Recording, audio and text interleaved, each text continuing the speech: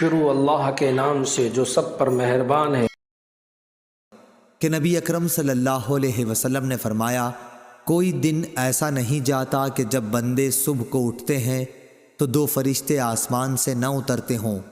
ایک فرشتہ تو یہ کہتا ہے کہ اے اللہ خرچ کرنے والے کو اس کا بدلہ دے، اور دوسرے کہتا ہے کہ اے اللہ ممسک اور بخیل کے مال کو تلف کر دے۔ صحیح بخاری حدیث نمبر 1442۔ ہر مسلمان پر صدقہ کرنا ضروری ہے۔ لوگوں نے پوچھا، اے اللہ کے نبی، اگر کسی کے پاس کچھ نہ ہو؟ آپ نے فرمایا کہ پھر اپنے ہاتھ سے کچھ کما کر خود کو بھی نفع پہنچائے اور صدقہ بھی کرے۔ لوگوں نے کہا، اگر اس کی طاقت نہ ہو؟ فرمایا کہ پھر کسی حاجت مند فریادی کی مدد کرے۔ لوگوں نے کہا، اگر اس کی بھی سکت نہ ہو؟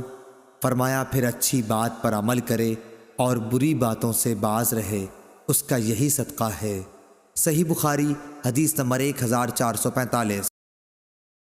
اللہ تعالی ہمیں ان احادیث مبارکہ پر عمل کرنے اور اپنی زندگیوں کو سنوارنے کی توفیق عطا فرمائے۔